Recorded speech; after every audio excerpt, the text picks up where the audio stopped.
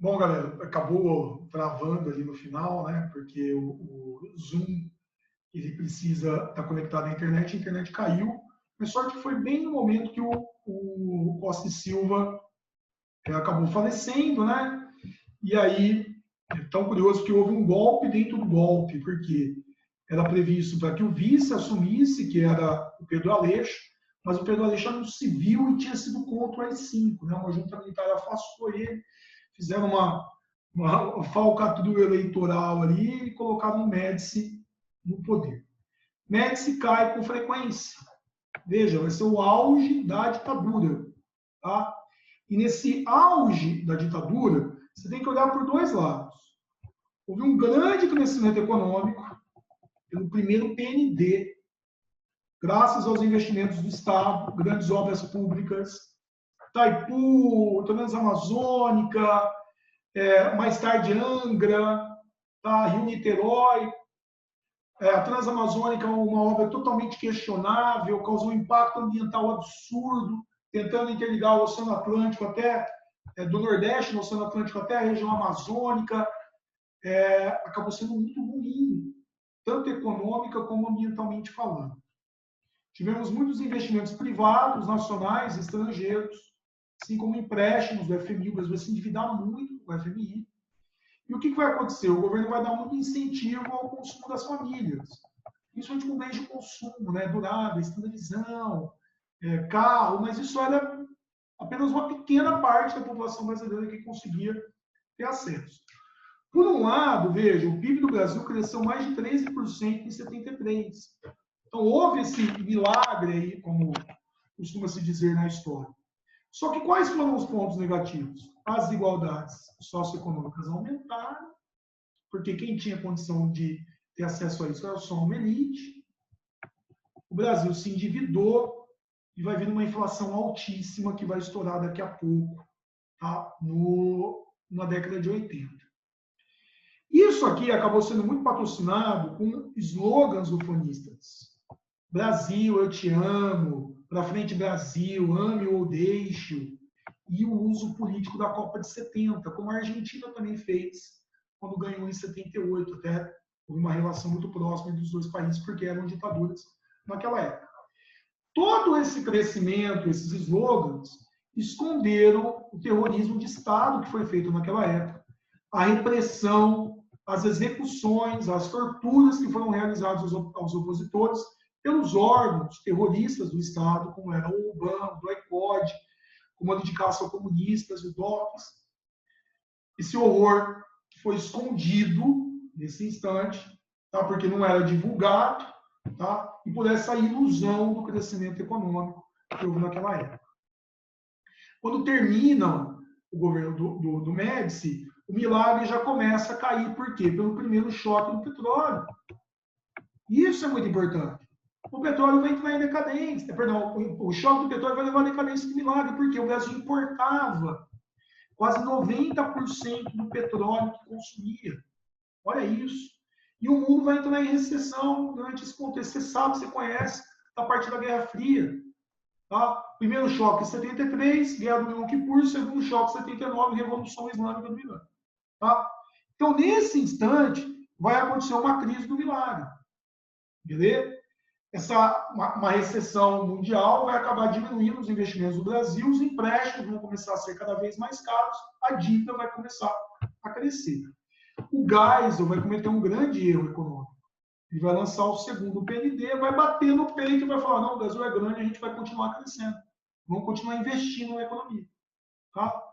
Manter os grandes investimentos, vai terminar Itaipu, vai fazer o projeto de Angra, energia nuclear, vai continuar investindo na Transamazônica, e aí a conta vai começar a chegar.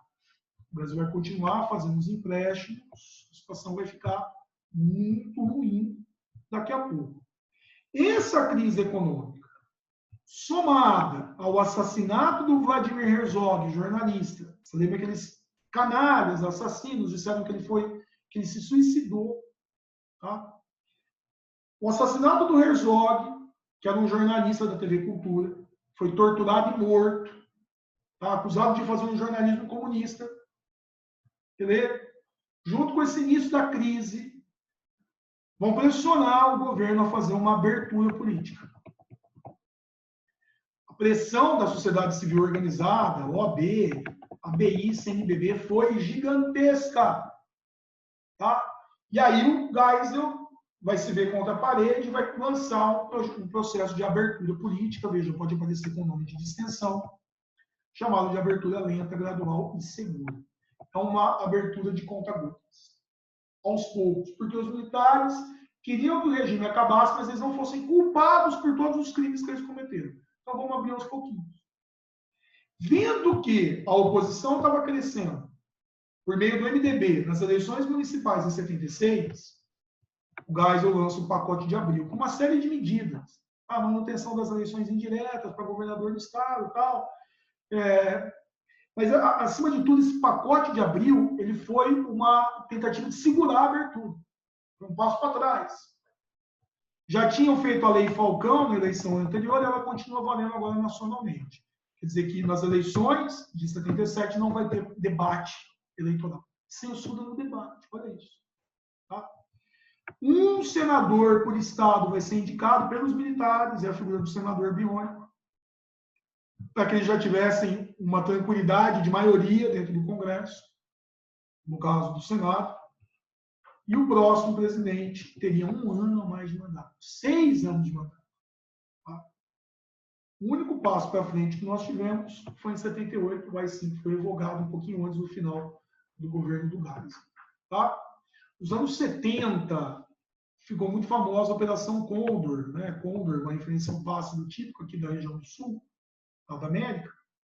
Foi uma operação na qual houve uma troca de informações entre as ditaduras, ditadura chilena, argentina, brasileira, uruguaia, tá? Boliviana, paraguaia, troca de informações contra os chamados terroristas, para que essas pessoas fossem presas e reforçasse o poder dos militares. Houve também apoio dos Estados Unidos, principalmente no final dos anos 60 e começo dos anos 70. Porque nesse final, o presidente norte-americano Jimmy Carter, democrata, vai pressionar pela abertura dos regimes. Jimmy Carter foi muito favorável ao período de distensão e vai pressionar as ditaduras a serem encerradas, como vai ser encerrada a da Argentina, a do Chile e do Uruguai também, quase todas na mesma época. O último presidente, o João Batista Figueiredo, que vai governar 6 longos anos, vai fazer a abertura final. Presta atenção que isso já foi FUVEST, uma comparação da lei da anistia no Brasil e na Argentina. A lei da anistia no Brasil foi graças à campanha da anistia ampla, geral e restrita. Quer dizer que é para todos os crimes, ou dos supostos crimes, que os opositores à ditadura teriam cometido. Então vai desde o guerrilheiro até o jornalista. Só que os militares aproveitaram essa lei da anistia para anistiar a eles mesmos. Isso não aconteceu na Argentina no primeiro momento. Quer dizer que os militares que torturaram, que mataram, isso é crime contra a humanidade, isso é um crime imprescritível. Essas pessoas deveriam estar presas, deveriam ter pagado pelo sofrimento que elas causaram a milhares de famílias. Como aconteceu, inclusive, na Argentina, o presidente Videla foi preso e morreu na prisão. Tá? Por ter incentivado esse tipo de ação. Então, aqui no Brasil, os militares foram anistiados. É um crime, tá? Inominável dentro da nossa história. E o Figueiredo faz a lei do pluripartidarismo que anula o AI-2. Então, voltam os partidos políticos. Tá? Só que a oposição que estava unida no MDB, ela vai se dividir, ela vai se espalhar. Nos anos 80, o Brasil vai viver uma grande crise que vai chamar a década de 80 de década perdida. Aqui vem a ressaca do milagre. Que o milagre vai ser um grande pesadelo. Miséria vai crescer absurdamente. Nós temos uma grande recessão, 81 a 83. Primeira vez que o Brasil entrou em recessão desde 46. Temos uma hiperinflação. Por que é hiper? Porque ela é de 3 dígitos. Ela vai ser de mais de 100%. Ela vai chegar a quase 2.500% às vésperas do real. O Brasil vai se endividar no cenário externo, a dívida vai chegar a quase 100 bilhões. É nesse cenário, tá, que nós teremos todos aqueles atentados no Rio Centro que os militares vão forjar, tá, e vão acabar pagando um preço altíssimo, vai morrer militar nessa tentativa de atentado. Tá? como principal vai ser a campanha das diretas já, que aí já caiu no vestibular. Se o vestibular cobrou o fechamento das organizações com nomes do eixo durante a década de 40, então nomes japoneses, alemães, italianos, e aí que o Palestra está vindo Palmeiras, o vestibular também cobrou a participação da democracia corintiana, em que os jogadores do Corinthians decidiam tudo democraticamente. Treino, treinador, bicho, tá? Eram decididos pelos jogadores como uma forma de pressionar pela democratização do Brasil. Eles pressionaram pela direta já, tá? Que era a emenda Dan de Oliveira, que queria a volta das eleições diretas para presidente. Houve uma grande campanha nacional, só que por 22 votos ela não foi aprovada na Câmara. Ela precisava de 2/3 dos votos, ela precisava de 320, ela teve 298. A campanha fracassou. Então, as eleições de 85 foram indiretas. Maluf versus Tancredo. Então, volta o colégio eleitoral, composto de deputados, senadores e representantes das assembleias estaduais. Votaram e elegeram o Tancredo. Só que você lembra que o Tancredo faleceu. Quem se tornou presidente foi o Sarney, nesse período da Nova República. Esses são os últimos presidentes, tá, do Brasil. Vou falar aqui, na verdade, tanto os presidentes eleitos como os vices que assumiram, né? O Sarney, vice do Tancredo, o Itamar, vice do Collor, o Temer, vice da Dilma. Então, daqui, vou ser bem honesto, né? Não tem muito sendo cobrado no vestibular. O que eu oriento a vocês, caso vocês quiserem dar uma olhada, podem até ler a minha folhinha. Nós tivemos aqui no Sarney uma continuidade da crise econômica e um monte de planos para superar a hiperinflação, planos que fracassaram.